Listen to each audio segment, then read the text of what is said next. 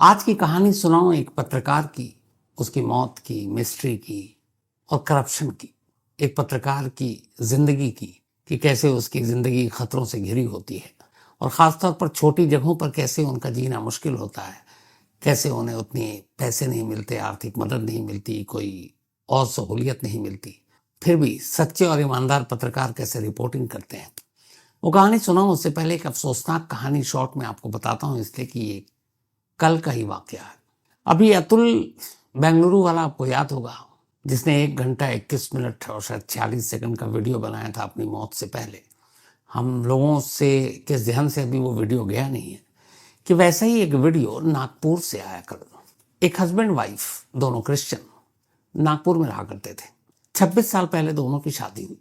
2 दिन पहले यानी कि 6 जनवरी को उन दोनों की शादी की 26वीं सालगिरह थी। दोनों ने अपने तमाम रिश्तेदारों दोस्तों को बुलाया एनिवर्सरी मनाने के लिए और धूमधाम से इन्होंने एनिवर्सरी मनाई। बाकायदा रात के 12 बजे इन्होंने केक काटा और ख़ास बात ये थी कि इन दोनों ने इस 26वीं सालगिरह के मौके पर वही शादी का जोड़ा पहना जो 26 साल पहले इन्होंने शादी के दिन पहना था। पूरी एनिवर्सरी मना ली गई। रात 12 बजे केक कटा, उसके बाद एक एक कर तमाम दोस्त रिश्तेदार अपने अपने घरों को लौट गए। अब इस घर में सिर्फ वही हस्बैंड और वाइफ। एक का नाम एनी, एक का नाम जेरिल। एनी और जेरिल अब घर में, एक 56 ईयर ओल्ड हस्बैंड और 46 ईयर ओल्ड वाइफ एनी। जब तमाम लोग चले गए तब इन दोनों मियाँ बीवी ने बैठकर 2 नोट लिखे, मरने से पहले के नोट, एक कागज पर और दूसरा 500 रुपीज के स्टैम्प पेपर पर, यानी सरकारी कागज पर।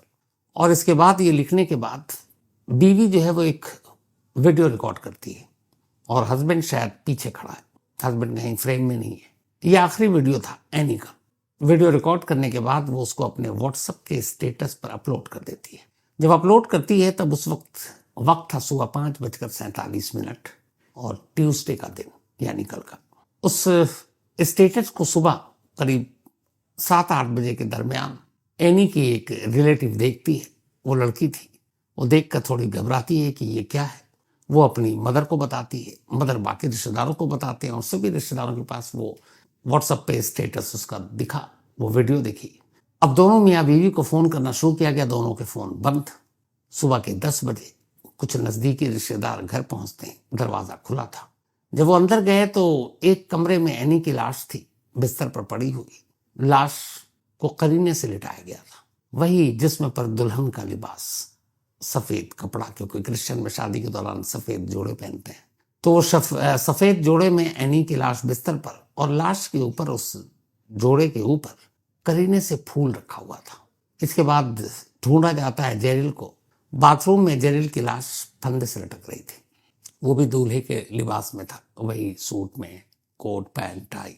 अब पुलिस को खबर दी जाती है। पुलिस मौके पर पहुंचती है। घर के अंदर से 2 नोट मिलते हैं। सुसाइड नोट ही था वो, एक 500 रुपए के स्टैम्प पेपर पर, एक सादे पेपर पर। सादे पेपर पर लिखा था कि हम, एक तरह से माफ़ीनामा था कि हमें माफ़ कर दो, हम ये कदम उठा रहे हैं। और उनकी फैमिली में एक शादी थी तो एनी ने कहा कि देखो, हमारी मौत के बाद उस शादी को मत रोकना, शादी को अच्छे से करना। फिर उसने कहा कि जो मेरे तमाम कज़न के बच्चे थे उनकी अच्छी से परवरिश करना, उनको डांटना टपटना कम। और जो 500 के स्टैम्प पेपर पर नोट था उसमें लिखा था कि हमारे पास ये है, ये इसको दे देना, हमारी बाइक उसको दे देना, कुछ और प्रॉपर्टी उसको, पैसे उसको। और 75,000 मैंने घर में कैश रखे। उन 75,000 रुपए से हम मियाँ बीवी के जो आखिरी रस्म है उसको पूरा करने पे जो पैसे खर्च आएंगे, वो पैसे 75,000 रुपये रखे हैं, उसको खर्च कर देना। किस चीज़ पे? तो सेमेट्री में जाकर दफनाना है, क्योंकि वो क्रिश्चियन थे, उसी हिसाब से, उसी रिवाज से। तो 75,000 रुपये मेरे आखिरी रस्म पे खर्च करने के लिए हम मियाँ बीवी छोड़कर जा रहे हैं। लेकिन कुछ ख्वाहिश भी थी उसमें ये थी कि जब हमें दफनाओ तो एक ही कब्रिस्तान में, एक ही कॉफिन में, यानी एक ही ताबूत में हम दोनों मियाँ बीवी की लाश रख देना और इसी दुल्हन और दूल्हे के जोड़े में ही कपड़े बदलना मत। और जब कॉफिन में लाश रखो तो हम दोनों के हाथ एक दूसरे के हाथ में रख देना और फिर दफना देना। सुबह पुलिस आई, सब कुछ हुआ, सुसाइड नोट था, वीडियो था, पोस्टमार्टम हुआ, शाम को बॉडी रिलेटिव के हवाले की गई और सचमुच नागपुर के एक सेमेट्री में एक ही कॉफिन में इन दोनों हस्बैंड और वाइफ की बॉडी को रखा गया, सेम उसी कपड़े में। दोनों के हाथ एक दूसरे के हाथ में डाले गए और उसके बाद उन्हें दफना दिया गया। उस सेमेट्री के कब्र खोदने वाला या ताबूत बनाने वाला उसने बताया कि उसने अपनी लाइफ में कभी ऐसे ताबूत नहीं बनाए जिसमें एक साथ 2 बॉडी को रखा जाए, तो कॉफिन भी स्पेशल बनाया गया था।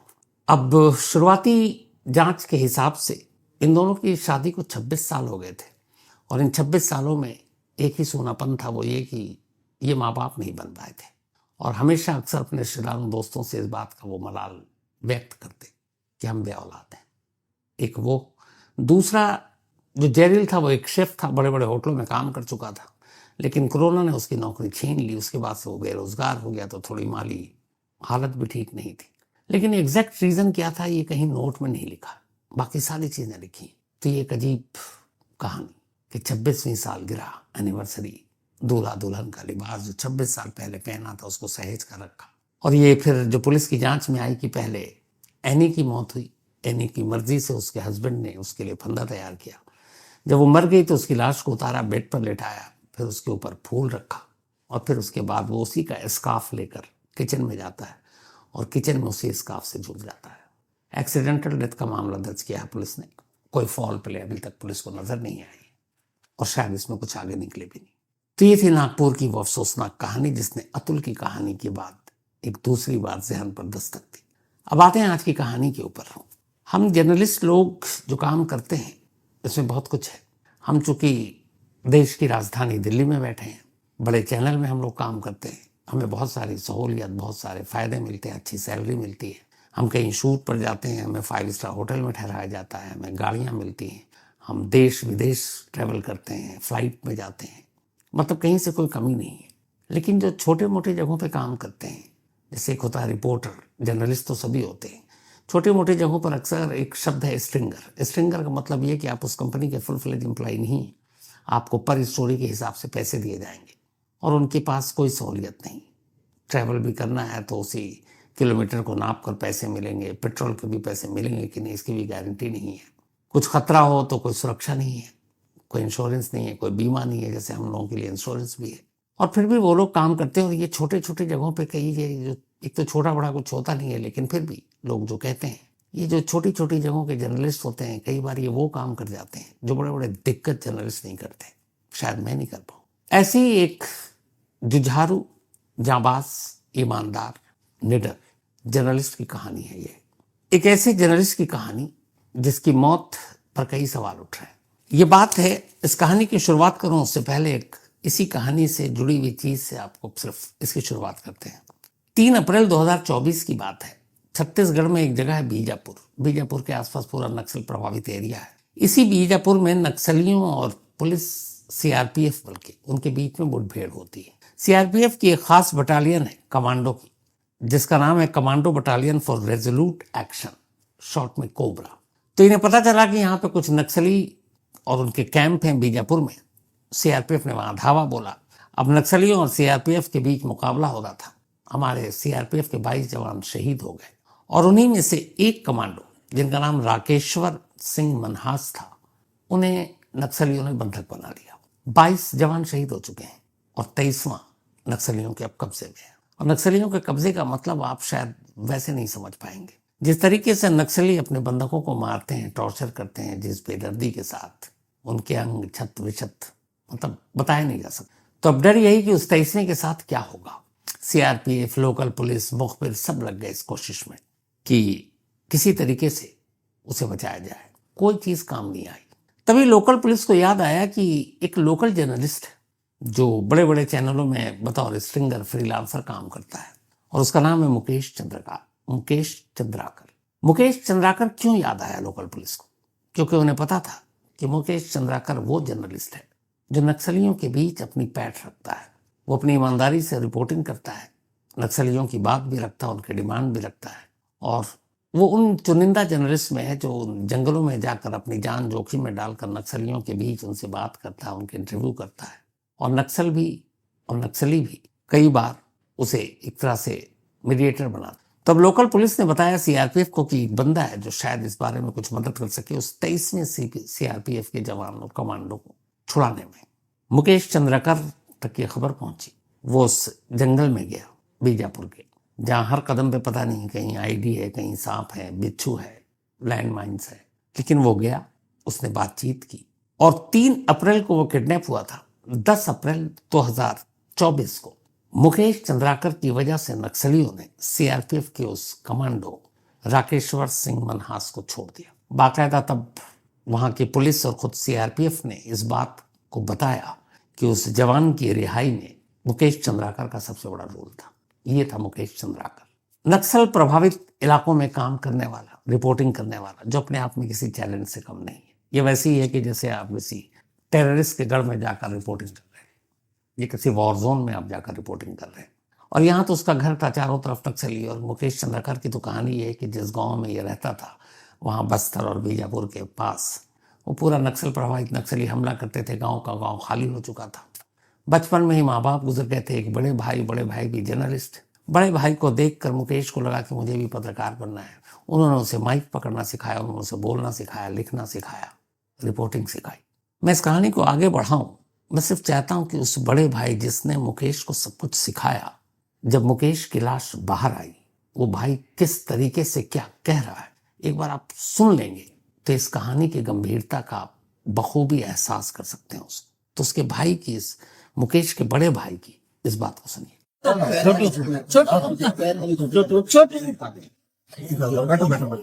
सॉरी, मैं जानता हूँ पूरा लग रहा है, चलो मेरे को पता है बात नहीं, अंदर में मेरे को पता है कोई बात नहीं। मेरे कलेजे का टुकड़ा है, मेरा बच्चा है, ऐसे धो के बड़ा किया हूँ, जहाँ गलती किया दे तड़ातड़ पीटा हूँ, कैमरा चलाना सिखाया हूँ, कैमरा फेस करना सिखाया हूँ, बोलना सिखाया हूँ। उसने जो कार्य किए हैं ना, पूरी दुनिया गवाह। यहाँ कोई समझौता नहीं था, नहीं सर। हाँ, फिर एक ही समझौता हो सकता है, कुल्हाड़ी लाई जाए, काट दिया जाए, काट के सेफ्टी टैंक में डाला जाए। ये उस वक्त उसका भाई बोल रहा है जब मुकेश चंद्राकर की लाश एक ठेकेदार के फार्म हाउस से बाहर निकली थी। इस कहानी की शुरुआत होती है 1 जनवरी को, यानी 2025 नए साल का पहला दिन। मुकेश के पास उसके ही एक कजन का फोन आता है और कहता है कि नया साल है, तुम एक चलो पार्टी करते हैं। मुकेश कहता है ठीक है मैं आता हूँ। उसका मुकेश चला जाता है। 1 जनवरी को मुकेश उस लास्ट कॉल पे बात करके गया, उसके बाद लौटा नहीं। अब 1 से 2 जनवरी की तारीख आ गई, मुकेश लौटा नहीं। घर वालों को फिक्र होने लगी, उसके भाई को फिक्र होने लगी, और उन्हें पता था वो जो काम करता है उसमें कदम कदम पर खतरा है। उसने बड़े बड़े घोटालों का पर्दाफाश किया था।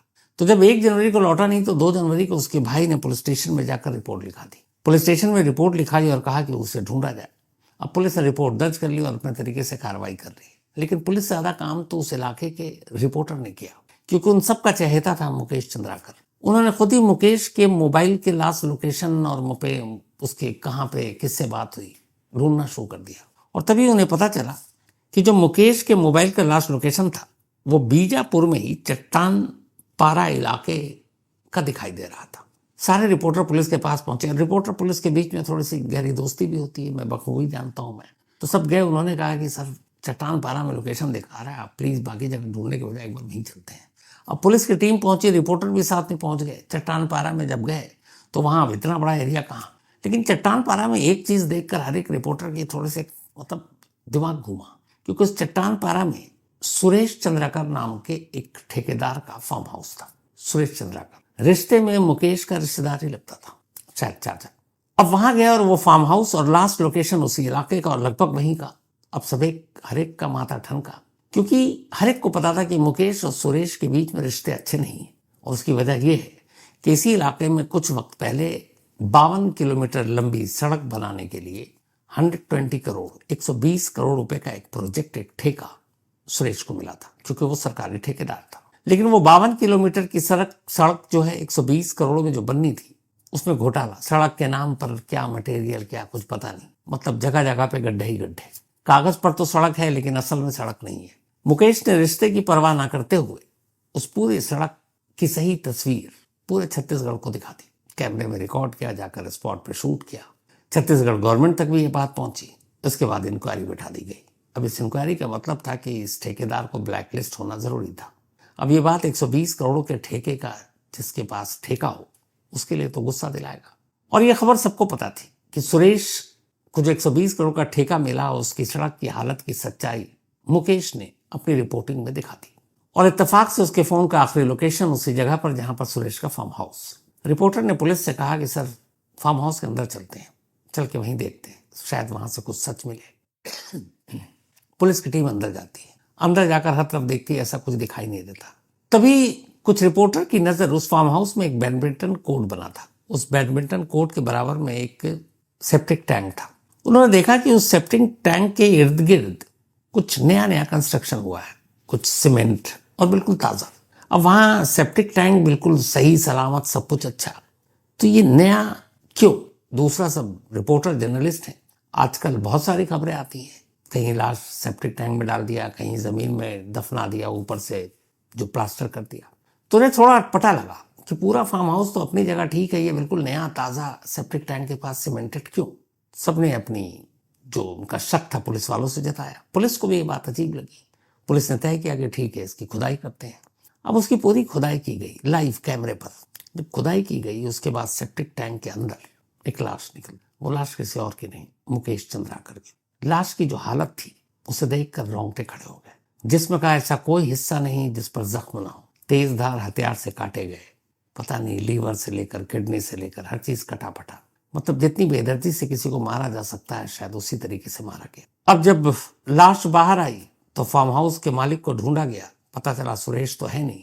सुरेश के मोबाइल को टटोला गया तो पता चला कि वो हैदराबाद में लोकेशन दिखा रहा है। उसके बाकी भाई और कजन 3 लोगों को पुलिस ने मौके पर ही पकड़ लिया। पकड़ने के बाद जब उनसे पूछताछ हुई तो कहानी ये आई कि सुरेश नाराज था, जो ठेकेदार है। सुरेश चंद्राकर की नाराजगी की एक और वजह थी। जब उसकी शादी हुई थी, सरकारी ठेकेदार, करप्शन इतना, उसने बहुत पैसे कमाए, तो अपनी दुल्हन को वो उस इलाके में हेलीकॉप्टर पर लेकर विदा करके लाया था। अब गांव में छोटी जगहों पर ऐसी शादियों में दुल्हन हेलीकॉप्टर पर आ रही है, ये अपने आप में बड़ी चीज है। मुकेश ने मालूम था कि उसका रिलेटिव है, फिर भी इस खबर को अपने चैनल पर चलाया। उसका अपना एक यूट्यूब चैनल भी था, बस्तर जंक्शन के नाम से, उसने डाला। अब जाहिर है ऐसी खबर की एक छोटे से जगह पर एक छोटा सा आदमी दुल्हन को विदा कर चौपर पर ला रहा है, तो तमाम चीजें आपके इनकम टैक्स से लेके बाकी की भी निगाहें उठती हैं। सुरेश उसी दिन नाराज हो गया था मुकेश से कि ये मेरा भाई है, फिर भी देखो मेरी खबर को सार्वजनिक कर दी। तो ये दुश्मनी चली आ रही थी। फिर कई ऐसे ठेके टेंडर कई और उसने ऐसी चीजें बनाई, और उसने हर एक को एक ही नजर से देखा था मुकेश ने, तो उसके भी उसने पोल खोले। तो ये धीरे धीरे दुश्मनी बढ़ती गई, और आखिर में जब 120 करोड़ का ये प्रोजेक्ट 52 किलोमीटर सड़क बनाने के लिए उसे मिला, और उसने जो सड़क बनाई और दिखाई, वाकई उस सड़क में 50 से ज्यादा तो गड्ढे थे 1 ही किलोमीटर के अंदर, और नई सड़क, वो भी 120 करोड़ की। तो उसने पूरी रिपोर्ट डिटेल में छापी, उस पर एक्शन हुआ, इंक्वायरी बैठ गई। अब सुरेश को गुस्सा आ गया। उसे लगा कि अब बदला लेना है, लेकिन उसे मालूम था कि मुकेश को वो फोन करेगा तो वो कभी ना फोन उठाएगा ना उससे मिलेगा। तो उसने फिर अपने एक कजन को तैयार किया और 31 दिसंबर को फोन किया मुकेश चंद्राकर को कि भाई साल का आखिरी दिन है, चलो पार्टी करते हैं। मुकेश ने मना कर दिया, बोला मैं 31 को घर पे रहता हूँ। फिर 1 जनवरी को फोन आया, बोला भाई चलो थोड़ा पार्टी कर लेते हैं, न्यू ईयर पहला दिन है, सब कुछ अच्छे से होगा। मुकेश को कहीं अंदाजा ही नहीं था कि इसके पीछे सुरेश है। उसके बाद वो पार्टी के बहाने उसे फार्म हाउस ले आया। 3-4 और लोग थे। वहां ले जाने के बाद उसे बुरी तरह मारा, तेज धार हथियार से काटा, और फिर सेप्टिक टैंक में उसकी लाश डाल दी, और उसके बाद सब भाग गए। उसमें से एक फिर लौटा, एक मजदूर को लेकर। उसने पूरा टैंक के इर्द गिर्द सीमेंटेड प्लास्टर करा दिया और उसके बाद भाग गया। सुरेश को भी मालूम था कि उसे ढूंढा जाएगा, वो भी भाग गया। लेकिन उसके मोबाइल के लोकेशन के थ्रू आखिरकार जो बीजापुर पुलिस थी वो पहुंचती है हैदराबाद, और सुरेश को गिरफ्तार कर वापस ले आती है। सुरेश इस वक्त कस्टडी में है। इस सिलसिले में 4 लोग अरेस्ट हो चुके हैं। लेकिन उस इलाके के हर जर्नलिस्ट को मुकेश चंद्राकर की मौत का एक सदमा है। उसकी वजह यह है, छोटी छोटी बातें होती हैं। जब हम दिल्ली से, हम जैसे लोग जर्नलिस्ट शूट पे जाते हैं, जैसे मैं कई बार गया हूँ उस बस्तर के इलाके में, तो हमारा एक सहारा होता है वहाँ के लोकल जर्नलिस्ट, क्योंकि हम दिल्ली में बैठे हैं। हमें बेसिक स्ट्रक्चर बनाते हैं कि वहाँ इससे मिलना है, इससे बात करनी है, इसकी बाइट लेनी है। असली ज़मीन पर जो काम करते हैं, जो वहाँ लोकल जर्नलिस्ट होते हैं, वो बताते हैं आपको कहानी। तो ऐसे बहुत सारे जर्नलिस्ट दिल्ली से जाते थे और गए, और उन्होंने मेन है चूंकि बस्तर ज़्यादा प्रभावित इलाका है नक्सल का, तो करके चले जाते थे। मुकेश चंद्राकर जब भी किसी ऐसे दिल्ली से गए जर्नलिस्ट की रिपोर्ट नेशनल टीवी पे देखता था या अखबार में पढ़ता था, तो उनके नंबर लेकर फ़ोन भी करता था और कहता था कि क्या आप बस्तर से आकर चले गए, असली रिपोर्टिंग अगर करनी है, असली आपको देखना है तबाही, जुल्म सितम, तो आप इधर भी आ जाइए बीजापुर की तरफ। तो बहुत सारे लोग बीजापुर भी गए, और जब जर्नलिस्ट जाते थे छोटी सी जगह, तो अब जैसे कहाँ ठहरेंगे, उसका घर हमेशा एक तरह से खुला होता था दिल्ली के पत्रकारों के लिए, उसके घर में ठहरने के लिए, खाने के लिए। कहता था आप चिंता ना करो, ये घर आप ही का है। अपने घर में रुकाता था और फिर पूरी रिपोर्टिंग में मदद करता था। NDTV, न्यूज़ 18, इन सब के लिए काम किया। फिर अपना चैनल चलाया जो उसका, और करीब 2 लाख सब्सक्राइबर हैं उस यूट्यूब चैनल पर। लेकिन उसकी ईमानदारी और बहादुरी के गुण वहाँ के हर एक लोग गाते हैं। बट अफसोस देखिए कि एक स्ट्रिंगर जिसकी न सैलरी, जिसको न सहूलियत, जो मैंने आपको शुरू में बताया, कुछ नहीं, बस एक जुनून और एक धुन की सच्चाई को सामने लाना है। और ऐसी जगहों पर जहाँ एक तरफ नक्सल है, छोटी जगह, अब नक्सल की वजह से छत्तीसगढ़ को बहुत ज़्यादा ग्रांट मिलता है। सड़कें वड़कें इसलिए बनाई जाती हैं ताकि वहाँ पे हमारी जो पैरामिलिट्री फोर्सेज हैं उनको आसानी से जल्दी पहुँचा जा सके। अक्सर अभी भी कुछ दिन पहले हुआ है हमला, जिसमें हमारे कई जवान शहीद हुए। तो जब ये सारी सड़कें वड़कें होती हैं तो फिर करप्शन भी आता है, और छोटी जगह कौन देख रहा है। तो कई कई हजार करोड़ रुपए के प्रोजेक्ट वहाँ पे लगे हुए हैं, सड़कों वड़कों के ही सिर्फ, और उसमें ये करप्शन। तो इन करप्शन को हमारे आपके सामने कौन लाता है? मुकेश जैसा जर्नलिस्ट। और ऐसे ही करप्शन को सामने लाने की वजह से उसकी जान ले ली गई। सच में सलाम है मुकेश चंद्राकर जैसे जर्नलिस्ट को। काश हम लोग भी उसके जैसे बन पाते। पूरी क्राइम तक टीम और फैमिली की तरफ से मुकेश को श्रद्धांजलि, और हम दुआ करते हैं कि उसके घर वालों को, माँ बाप, भाई को ऊपर वाला सब्र दे, और तमाम जर्नलिस्ट को वैसे ही पत्रकार बनने की ताकत दे। Thank you so much.